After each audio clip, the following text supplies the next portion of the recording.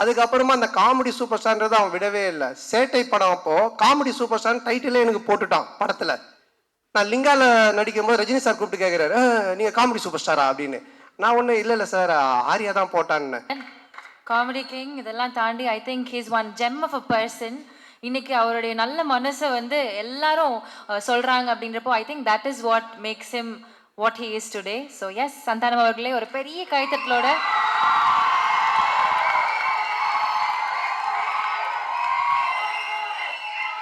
Sir before I கோ, எனக்கு ஒன்று சொல்லணும் சார். இவ்வளோ படங்கள்லாம் ரொம்ப அழகாக இருந்திருக்கீங்க. 1 minute, இந்த படத்தில் ஐ திங்க் இன்னும் எக்ஸ்ட்ரா அழகாக இருக்கீங்க. I don't know how, but செம்ம அழகாக இருக்கீங்க சார்.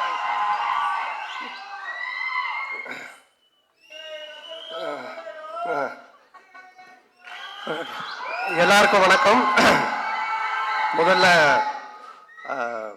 இந்த இங்கே வருகை தந்துள்ள அனைவருக்கும் என்னுடைய மனமார்ந்த நன்றியை தெரிவித்துக் கொண்டு அவங்க எல்லாரையும் வருக என்று வரவேற்கிறேன்.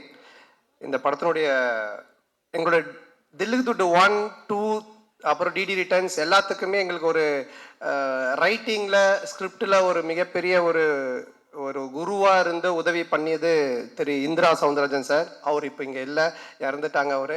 ஸோ அவருடைய மறைவு மிகப்பெரிய ஒரு இழப்பு எங்களுக்கு. இருந்தாலும் அவருடைய ஆன்மா எங்களுக்கு வாழ்த்து தெரிவித்து எங்களோட இருந்து சப்போர்ட் பண்ணணும்னு நம்புகிறோம். ஸோ அவருக்கு இந்த நேரத்தில் என்னுடைய மனமார்ந்த வணக்கத்தை தெரிவித்து கொண்டு இந்த நிகழ்ச்சிக்குள்ளே போகலாம்.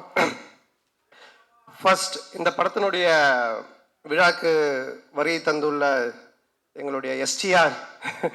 ஸோ அவரை பற்றி நான் நிறைய இன்டர்வியூவில் சொல்லியிருக்கேன். அதாவது அவர் இல்லைன்னா இன்றைக்கி நான் இங்கே இல்லை. ஸோ அவர் தான் சினிமாவில் என்னை கொண்டு வந்தது. அதுக்கு முன்னாடியே அவர் படத்தில் நான் வந்துட்டு அட்மாஸ்பியர் நடிச்சிருக்கேன், காதல் அழிவதில்லை படத்தில். அதுக்கப்புறம் அவர் எடுத்து போட்டு பார்த்துட்டு, இது நடுவில் வந்து மூஞ்சல் இவ்வளோ ரியாக்ஷன் கொடுத்துட்டு நீயும் நானும் கூல் சுரேஷும் தான் நடுவில் போய் டிஸ்டர்ப் பண்ணிட்டு இருப்போம். ஸோ பார்த்துட்டு இது பண்ணார். அதுக்கப்புறம் மன்மதனில் கூப்பிட்டு கொடுத்தாங்க ஃபஸ்ட்டு சான்ஸ். மன்மதனில் ஃபஸ்ட்டு டே ஷூட்டிங் போய் நான் ரெடியாக நின்றுட்டு இருக்கேன். அதில் வந்து அவர் அந்த மொட்டை கேரக்டராக உள்ளே வருவார். வந்த உடனே நான் வந்து வாங்கன்னு இந்த மாதிரி என் பேரை கேட்பார், இங்கே இன்ட்ரடியூஸ் ஆகும். இதுதான் சீன். நான் ரெடி ஆகிட்டேன், நான் ரெடியாக இருந்தேன். அப்புறம் அவர் வந்தோன்னு ஒரு சின்ன டிஸ்கஷன் போயிட்டே இருந்துச்சு. நான் டவுட் ஆகிட்டு, என்ன ஏதாவது ஆளுகளை மாற்றுறாங்களா இல்லை என்ன ஆச்சுன்னு தெரியலையே அப்படின்னு போயிட்டு மெதுவாக என்னாச்சு அப்படின்னு சொல்லி கேட்டேன். இல்லை, நீ லொல்லு சபாலேருந்து வந்திருக்கீங்க, இப்போது ஃபஸ்ட் டைம் ஸ்க்ரீனில் காட்ட போகிறோம், உங்களுக்கு ஒரு கிளாப்ஸ் வரணும் ஓப்பனிங்கு, அதுக்காக யோசிச்சுட்டு இருக்க, சும்மா ஜென்ரலாக வந்து பேச வேண்டாம் அப்படின்னு சொன்னார். அவனை நான் வந்துட்டு எனக்கு கிளாப்ஸா தேட்டரில் அடிப்பாங்களா அப்படின்னு சொல்லி கேட்டேன். இல்லை லொல்லு சபா டிவியில் ரீச் இருக்குல்ல, கண்டிப்பாக உங்களுக்கு தேட்டரில் கிளாப்ஸ் வரும் அப்படின்னாரு. அப்போ நான் வந்து என்ன பண்ணணும் அப்படின்னு சொல்லி கேட்டேன். சரி ஒன்று பண்ணலாம், நான் வந்தோன்னே உன் பேர் கேட்குறேன், உன் பேர் என்னன்னா அப்போ தான் வச்சோம் பாபின்னு வச்சோம். உன் பேர் என்னன்னு கேட்குறேன், நீ வந்துட்டு பாபின்னு சொல்லு. நான் எக்கோவில் வந்து ஒரு 3 இடத்துல பாபி பாபி பாபின்னு அப்படி போட்டுட்டு மியூசிக்கெல்லாம் காமிச்சிட்டு அப்புறம் நான் சீனுக்குள்ளே நம்ம போகலாம் அப்படின்னாரு. நல்லா இருந்துச்சு. அவருக்கு என்னென்னா என்னை காட்டும் போதே ஒரு கிளாப்ஸோட காட்டணும் அப்படின்றதுக்காக சொன்னார். அப்போ நான் சொன்னேன், இல்லை இப்படி ஒன்று பண்ணலாமா, என்ன நீங்கள் கேளுங்க, நான் வந்து 3 தடவை நானே பாபி பாபி பாபின்னு சொல்கிறேன், அதுக்கப்புறம் நீங்கள் அந்த டைலாக் சொல்லுங்கள், அப்படி பண்ணலாம் அப்படின்னு. ஒன்று அவரும் சிரிச்சிட்டு, சரி நல்லா தான் இருக்குது, ஆனால் பில்டப்பாக இருக்காது, ஆனால் நல்லா தான் இருக்குது அப்படின்னாரு. நல்லா தான் இருக்கும் அப்படின்னு சொல்லிட்டு அப்போ தான் அந்த ஃபஸ்ட்டு டைலாக்கு அவர் வந்து என்கிட்ட கேட்பார், உன் பேர் என்னன்னுவார். நான் ஒன்று பாபி பாபி பாபின்னுவேன். ஒன்று அவர் பாபி பாபி பாபின்னுவார், டேய் ஒரு பாபி தான்டா என் பேர் அப்படின்னு சொல்லுவேன். அதுக்கப்புறமா பில்டப்புக்காக 3 தடவை சொன்னோம் அப்படின்னு. ஸோ இப்படி தான் என்னோட ஃபஸ்ட்டு சீன் அவரோட ஆரம்பிச்சது. நான் எதுக்காக இதை சொல்ல வரேன்னா, அன்னைக்கு தேட்டரில் ஸ்க்ரீனில் எனக்கு கிளாப்ஸ் வரணும் அப்படின்னு எடுத்துக்கிட்ட அந்த அக்கறை ஆகட்டும், அந்த அன்பாகட்டும் இன்னைக்கு வரைக்கும் குறையவே இல்லை. அதே அன்பு அதே அக்கறை இப்போ பண்ணுற STR 49லையுமே என்கிட்ட என்ன சொன்னார்னா, டைரக்டரை கூப்பிட்டு சாண்டாக்கு என்ன வேணும், சாண்டா எப்படி நம்ம நல்லா யூஸ் பண்ண முடியும், சாண்டாக்கு என்ன பண்ண முடியும், அதை முதல்ல யோசிங்க அப்படின்னு தான் சொன்னார். அன்னைக்கு கூட வீட்டில் போய் மொட்டை மாடியில் பார்த்து ஒரு 3 hours டிஸ்கஷன் பண்ணும்போது என்னை பற்றி மட்டுமே தான் பேசிகிட்டு இருக்காரு. ஸோ இப்படிப்பட்ட ஒரு அன்பும் அரவணைப்பும் கொண்ட ஒரு அருமையான ஒருத்தர் எனக்கு கிடைச்சது. உண்மையிலேயே நான் கடவுளுக்கு நன்றி சொல்லணும், எங்கள் அப்பா அம்மாவுக்கு நன்றி சொல்லணும். ஸோ ரொம்ப நன்றி நீங்கள், I love you all the time. அதனால் எனி டைம் எப்போவுமே அவருக்கு பின்னாடி அவர் கூட நான் கண்டிப்பாக நிற்பேன். அது எதுவாக இருந்தாலும் என்னவாக இருந்தாலும் அது நிச்சயமாக இந்த வருஷம் STR 49 நீங்கள் பார்ப்பீங்க. சொல்லி ஆர்யா முறைக்கிறான், ஏண்டா நாங்கள் கஷ்டப்பட்டு செலவு பண்ணி சத்யம் தேட்டரை புக் பண்ணால் நீங்கள் 2 பேரும் பேசிட்டு இருப்பீங்களா அப்படின்ட்டு. அடுத்தது இந்த படத்தினுடைய ப்ரொடியூசர் ஆர்யா. ஸோ ஆர்யா தான் எனக்கு தெரியும், ஆர்யா தான் நிகாரிகா ப்ரொடக்ஷன் அவங்களை கொண்டு வந்தது. கொண்டு வரும்போது எல்லாமே சூப்பராக போச்சு. அப்போ ஆர்யா வந்து ஒருத்தர் சொன்னாங்களே, கிஷோர் எங்க அவர், கிஷோர் வாங்க வாங்க, இவர் தான் கிளாரிட்டி கிஷோர். இவரை கூட்டிகிட்டு வந்து என்கிட்ட ஒப்படைச்சிட்டு போயிட்டான். இவரை ஃபர்ஸ்ட் கேட்டோன்னா என்ன சார்னா, அவர் வந்து ஒன்றும் இல்லை சார், எனக்கு கிளாரிட்டி இருந்தால் போதும் அப்படின்னாரு. நான் உடனே சரி ஓகே கிளாரிட்டி தானே அப்படின்ட்டேன். ஃபார் எக்ஸாம்பிள் ஒரு பேப்பர் கேட்டோன்னு வச்சுங்களேன், வெள்ளை பேப்பரா இல்லை ப்ரௌன் பேப்பரான்னு. வெள்ளை பேப்பர், கோடு போட்டுதா போடாதா, கோடு போட்டது, இப்படி போட்டதா இப்படி போட்டதா, சரி இப்படி போட்டது, சரி போட்டதுக்கு அப்புறமா உங்களுக்கு A4 ஷீட் வேணுமா சின்னதாக வேணுமா, இப்படியே போயிட்டே இருக்கும் இந்த கிளாரிட்டி. இதுக்கு எண்டே கிடையாது. நான் சொல்லுவேன் சார் நீங்கள் எதனா ஒரு பேப்பர் கொடுங்க நாங்கள் எடுத்துகிட்டு போகிறோம் அப்படின்ட்டு. ஸோ என்னன்னா சினிமாவில் இந்த அளவுக்கு ஒரு கிளாரிட்டியாக நான் ஃபஸ்ட் டைம் ஒர்க் பண்ணது இவர் கூட தான். ஆனால் அது நல்லா இருந்துச்சு. ஏன்னா பிஃபோர் பேப்பரில் நம்ம எல்லாத்தையும் கிளாரிட்டியாக பண்ணதுனால இவ்வளோ பெரிய படத்தை எங்களால் கொஞ்சம் ஈஸியாக எடுக்க முடிஞ்சது. ஸோ அவருக்கு முதல்ல நன்றி, ரொம்ப தேங்க்யூ சார். கிளாரிட்டியாக இருக்கா பேச்சு? ஸோ அதுக்கப்புறமா ஆர்யா என்னுடைய நண்பரில் இந்த உயிர் நண்பன் அப்படின்வாங்களே அந்த மாதிரி. நாங்கள் கல்லூரியின் இல்லை காசு கொடுத்துருக்கான்னு சொல்லி தான் ஆகணும். அதாவது கல்லூரியின் கதை படத்தில் தான் நாங்கள் 2 பேரும் ஃப்ரெண்ட் ஆனோடனே ஃபர்ஸ்ட் படத்தில் நல்லா க்ளோஸ் ஆகிட்டோம். அப்போ வந்து படத்துலலாம் பார்த்தீங்கன்னா ஹீரோயினுக்கு ஃப்ரெண்ட்ஸாக பெங்களூர்ல இருந்து ரிச் கேர்ள்ஸ் கூட்டின்னு வந்து நடிக்க வைப்பாங்க. அவங்க தான் கூட வருவாங்க ஃப்ரெண்ட்ஸாக. அப்போ எந்த வந்து மன்மதன் ரிலீஸ் ஆகி ஒரு 2 படம் தான் ரிலீஸ் ஆகிருந்துச்சு. பெருசாக எனக்கு தெரியாது வெளியே. ரெண்டாவது அவங்க பெங்களூர்லேருந்து வந்திருக்காங்க. ஆர்யா தான் ஹீரோ. அவன் அறிந்து மரியாமல் நடிச்சு முடிச்சிருக்கான், ஆனால் ரிலீஸ் ஆகலை. ஸோ நாங்கள்லாம் ஒன்றா தான் உட்காந்து சாப்பிடுவோம். எங்களுக்கு கேரவன் கிடையாது. அப்போது அவங்கெல்லாம் நீங்கள் யாருன்னு என்ன கேட்கும்போது நான் ஆர்யா ஹீரோன்னு தெரியும் இந்த படத்தில். நீங்கள் யாருமே ஒன்று ஆர்யாவில் என்னது இவர் யாருன்னு கேட்டிங்களா, இவர் தான் comedy super star, south India comedy super ஸ்டார்ன்ட்டான். ஆனால் அவங்களாம் is a comedy super star south India, yes Telugu Malayalam Tamil all language is a super ஸ்டார்ன்ட்டான். ஒன்று அந்த பொண்ணுங்களாம் ஒரு மாதிரி டவுட்டாக என்ன பார்த்தாங்க. பார்த்தோன்னே டக்குன்னு ஆர்யாவில் மச்சான் அவங்க டவுட்டாக பார்க்குறாங்க, டக்குன்னு ஒரு காமெடி பண்ணு அப்படின்னா. டேய் என்னடா சம்மந்தமே இல்லாமல் காமெடி சூப்பர் ஸ்டார்னு இப்போ காமெடி பண்ணுன்ற மச்சா பண்ணு தப்பாயிடும் நீ பண்ணு அப்படின்னா. சரி நானும் எழுந்து அவங்க முன்னாடி சரி பழைய பாட்டுக்கு இப்போ இருக்க ஹீரோஸ்லாம் டான்ஸ் ஆன அப்படின்னா ஆடி காமிச்சிக்கிட்டு இருக்கேன். அவங்க சிரிக்கல, மச்சான் பத்தலை இன்னும் நல்லா பண்ணு அப்படின்னா. இதை தான் நாங்கள் VSOBயில் கூட வச்சுருந்தோம். ஒன்று கொஞ்ச நேரம் கழிச்சு அவனும் வந்துட்டான் நடிக்கிறதுக்கு. 2 பேரும் சேர்ந்து பயங்கரமாக அவன் ஹீரோயினா நான் ஹீரோவாக நடிச்செல்லாம் ஆடிட்டு இருக்கோம். அவங்களாம் அப்படியே பார்த்துட்டு இருக்காங்க. இதை டைரக்டரும் ப்ரொடியூசரும் பார்த்துட்டாங்க.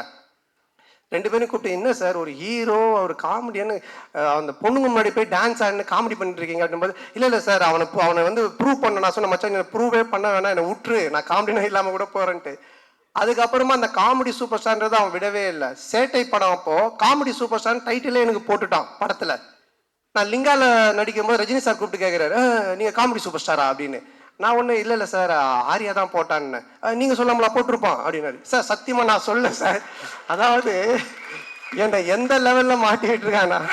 ஸோ என்னோட ஃப்ரெண்ட்ஷிப் அந்த மாதிரி. ஆனால் இதெல்லாம் ஒன்றுமே இல்லை. இப்போ ஒரு மேட்ரு ஒன்று சொல்ல போகிறேன், அதை கேளுங்க. என்னாச்சுன்னா இந்த படம் ஆரம்பிச்சிட்டோம். இந்த மாதிரி ஆனந்த் போய் லைன் சொல்லிட்டான், ஆர்யாவுக்கு பிடிச்சி போச்சு, ஆர்யா சூப்பர் நம்ம பண்ணலாம் அப்படின்னு சொல்லிட்டான்.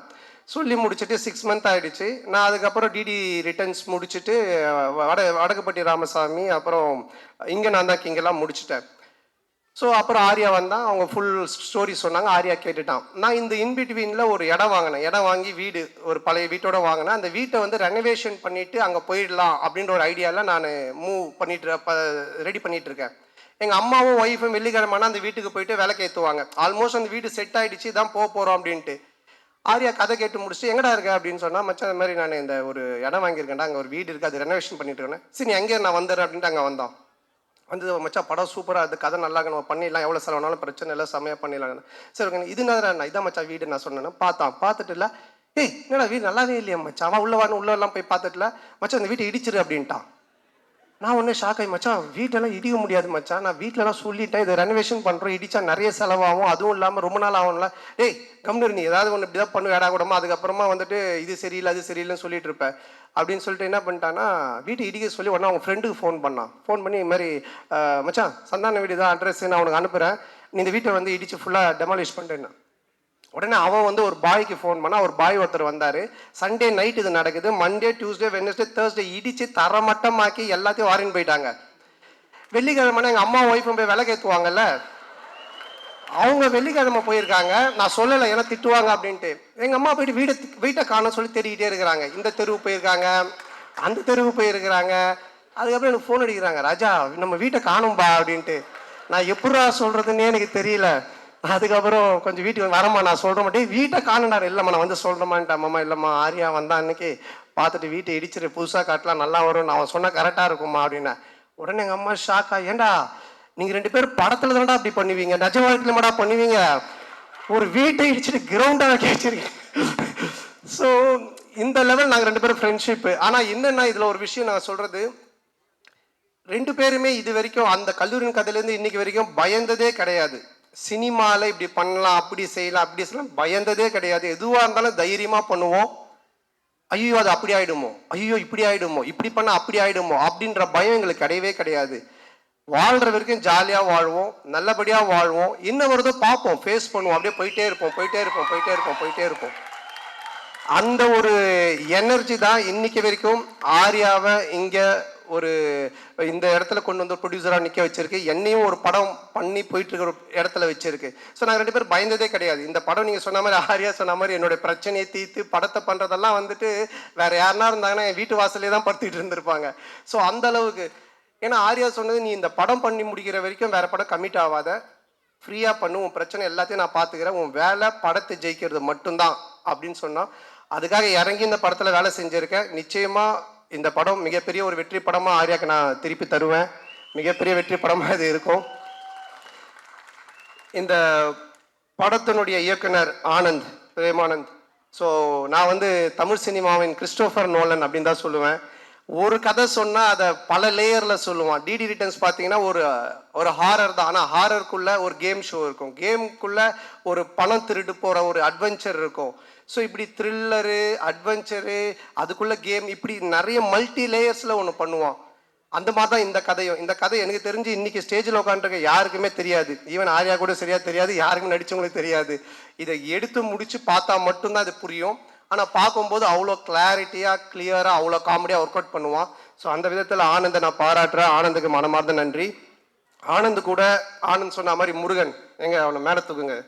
அவன் வந்து அந்த வானத்தை போல விஜயகாந்த் மாதிரி பண்ணுவான், அப்படியே தூரமாக நின்று கை காட்டுவான், ஃபீல் பண்ணுவான். ஆனால் வந்து அப்புறம் கேட்பான், என்ன சொல்லவே இல்லை அப்படின்னு. வா மேலே வா, வா வா, இல்லை சொல்லியாச்சு உன்னை பற்றி, மேலே வா. இவன் தான் அங்கே ஓரமாக நிற்கிறான் பாருங்க, அதாவது வந்துட்டு இந்த கேட் ஓரமாக. ஸோ என்னுடைய சைல்ட்ஹுட் ஃப்ரெண்டு, நான் ஜெயிக்கிறது அவனுடைய வெற்றி மாதிரி நினைப்பான். இதில் வர எல்லா காமெடி சீக்வன்ஸ் எல்லாமே இவன் பண்ண ஒரு விஷயந்தான், டீம் ஒர்க்கு. ஆனால் இவன் பிடிச்சிருக்கான். ஸோ அப்புறம் சேது நீயும் மேடைக்கு வா. சேது வா வா, பரவாயில்ல வா வா. என்ன ட்ரெஸ் போடலையா? வா. ஸோ சேது நீங்கள் படத்தில் பார்த்துருப்பீங்க. ஸோ இவங்க 2 பேருடைய hard work, it's a team work Sethu. So இவங்களுக்கு இந்த நேரத்தில் மனமார்ந்த நன்றியை தெரிவிச்சுக்கிறேன்.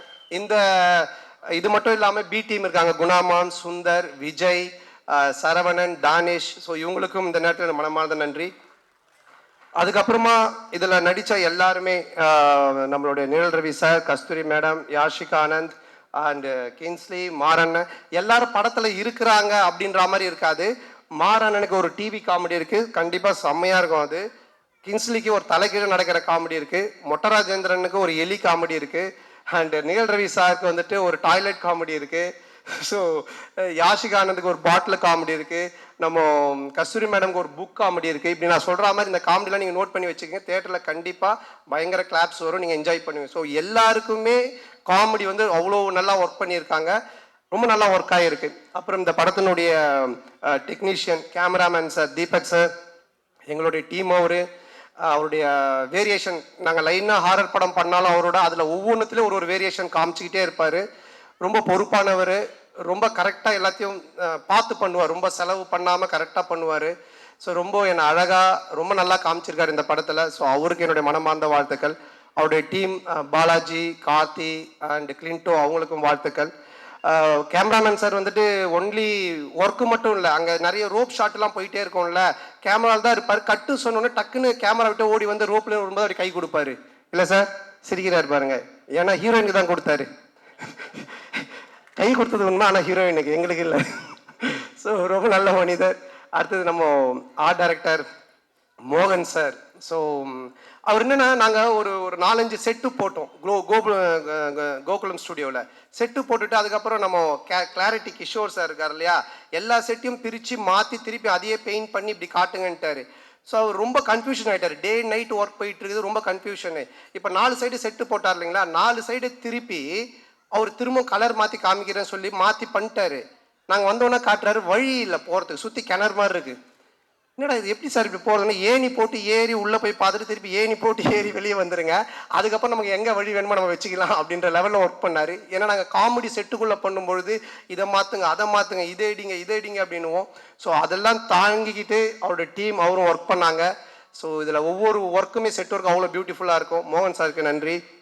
அண்ட் தென் இந்த படத்தினுடைய மியூசிக் டைரக்டர் ஆஃப்ரோ, மிகப்பெரிய பலம், ஒரு படத்துக்கு மிகப்பெரிய பலமே அதனுடைய மியூசிக்னுவாங்க. இப்போவே இந்த சாங்கு கோவிந்தா சாங், அப்புறம் இன்னொரு சாங் ரெண்டுமே நல்லா ஹிட் ஆகி வைரலாக போயிட்டுருக்கு. ரீ ரெக்கார்டிங்கில் ஆஃப்ரோக்குன்னு கண்டிப்பாக நீங்கள் கிளாப்ஸ் பண்ணுறாம ஒரு 4 இடம் இருக்குது. ராஜேந்திரன் சாருக்கு ஒன்று வாசிச்சிருக்காரு, அந்த இடம், இன்னும் ஒரு 3 இடம் இருக்குது. விட்டு சாங் ஆனால் செம்மையாக இருக்கும், அதுக்கு என்னோடய வாழ்த்துக்கள். And heroine Geethika. So Anand சொன்ன மாதிரி ஃபஸ்ட்டு டே வரும்பொழுதே அவங்க எல்லா costumes, pedicure, manicure, hair wash எல்லாம் பயங்கரமாக வந்தாங்க. வந்தோடனே இப்போ எங்களுக்கு என்ன காஸ்டியூம்னோடனே அந்த தலையெல்லாம் அழுக்காக்கி கையெல்லாம் அந்த கறியில் போட்டு பெரட்டி அழுக்கு கவுனை கொடுத்து அப்படி தான் எடுத்தோம். பட் ஆனால் அவங்க வந்து அதை ரொம்ப நல்லா பண்ணாங்க. உடனே மூட் அவுட் ஆகி ஐயோ என்ன இப்படி இருக்கம்லாம் இல்லாமல். ஸோ அது மட்டும் இல்லாமல் ஒரு 3 வேரியேஷன் கேரக்டர் பண்ணியிருக்காங்க. ஜெசிகா, ஹர்ஷினி இப்படிலாம் பண்ணியிருக்காங்க. ஸோ ரொம்ப நல்லா பண்ணாங்க. ஸோ அவங்களுக்கு இந்த நேரத்தினுடைய வாழ்த்துக்கள். அண்ட் எடிட்டர் பரத், என்னுடைய படத்தில் நாங்கள் எழுத ஆரம்பித்த பேப்பரில் இருந்தே கூட உட்காந்து கட் பண்ணிட்டு இருந்தார் எடிட்டிங். ஸோ அவருக்கும் வாழ்த்துக்கள். அண்டு இந்த டீம், என்னுடைய டீம் குஷி, ககன் அண்ட் மகேஷ், இளங்கோ, இவங்க எல்லாருக்கும் வாழ்த்துக்கள். அண்ட் இந்த படத்தினுடைய மெயின், அதாவது வந்து டிடி தில்லிதுட்டு 1, 2, 3 இதெல்லாம் பார்த்துருக்கேன். டிடி ரிட்டர்ன்ஸ் அதே டீம் எல்லாம் பார்த்துருக்கேன். இதில் என்ன புதுசு, இதில் நம்ம என்ன பார்க்கறதுக்கு இருக்குது அப்படின்னு நீங்கள் நினச்சிங்கன்னா, Gautham Menon sir, GVM sir இருக்காங்க, அண்டு செல்வராகவன் சார் 2 பேர் இருக்காங்க. இந்த 2 பேருமே ஹாரர் ஜானரில் இப்படி ஒரு கேரக்டர் பண்ணியிருப்பாங்களா அப்படின்ற மாதிரி தான் ஒன்று பண்ணியிருக்கோம். அது உங்களுக்கு பெரிய ட்ரீட்டாக இருக்கும், ஒரு மிகப்பெரிய ஒரு எக்ஸைட்மெண்ட்டாக இருக்கும் அவங்க 2 பேருடைய போர்ஷன்ஸ். ஸோ அவங்களுக்கும் இந்த நேரத்தில் என்னுடைய மனமார்ந்த நன்றியை தெரிவிச்சுக்கிறேன். And then stunt master Selva and Hari master அவர்களுக்கும், டிசைனர் தினேஷ் அண்ட் எல்லாருக்குமே இந்த நேரத்தில் என்னுடைய மனமார்ந்த நன்றி தெரிவிச்சுக்கிறேன். அப்புறம் இந்த படத்தை ரிலீஸ் பண்ணக்கூடிய சண்பகமூர்த்தி சார் அண்ட் ராஜா அவர்களுக்கும் என்னுடைய நன்றி. அண்ட் இந்த படத்தின் சேட்டலைட் ரைட்ஸ் வாங்கியிருக்க ஜிடிவி அவர்களுக்கும் என்னுடைய நன்றி.